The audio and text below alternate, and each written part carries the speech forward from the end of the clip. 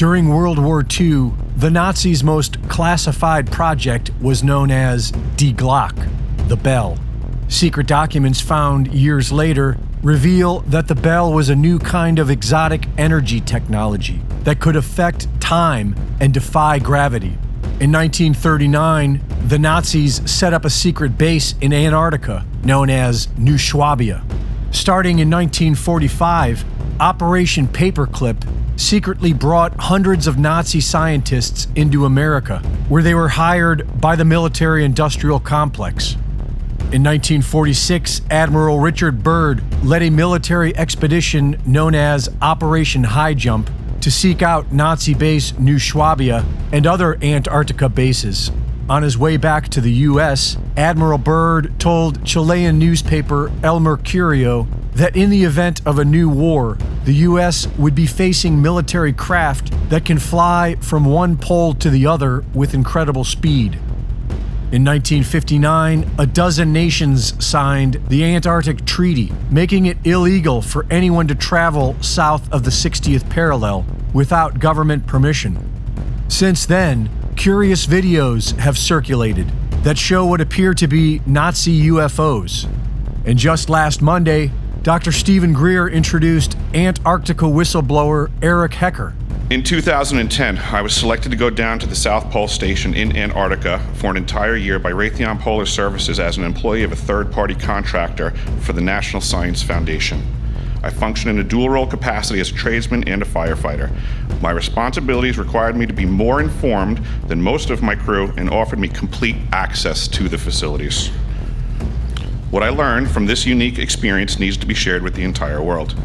The technology at the South Pole Station certainly can do what it is presented as its primary purposes, and unfortunately, much more. The IceCube neutrino detector is presented as a passive listening device for the purposes of the science as presented, but I'm going to skip right through the chase, folks.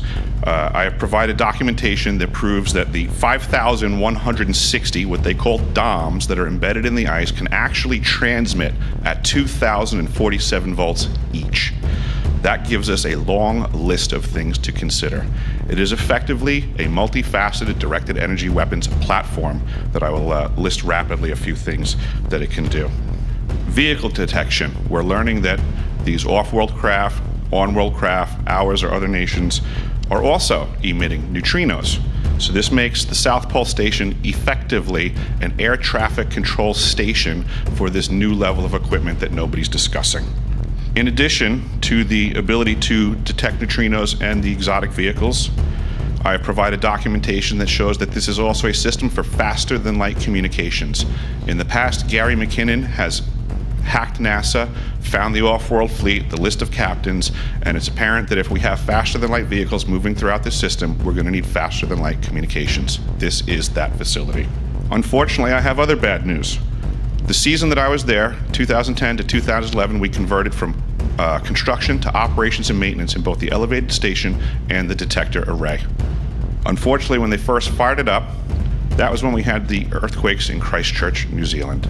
There was 2 incidental shots before they were able to target it correctly. This is an earthquake generating device as well. This is the weapons of war that we have to deal with now and what Raytheon's hiding.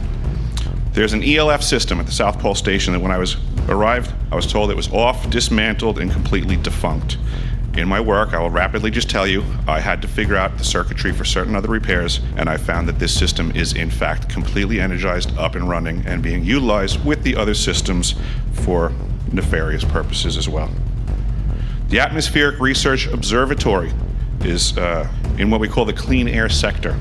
I witnessed myself a very powerful green laser shooting out of the top of this facility into the cosmos. This, I believe, is a secondary form of long-range communications and/or a defense system.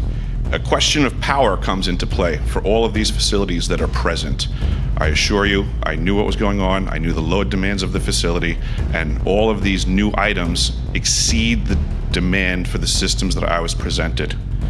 I am doing due diligence and research. I believe there is either a secondary power supply there that is either nuclear, that was there prior to the start of the Antarctic Treaty, which prohibits such things, and or that there is some sort of exotic power supply system there that just is not in the verbiage of the treaty, so it negates the responsibility to the parties involved. Reporting for InfoWars, this is Greg Reese.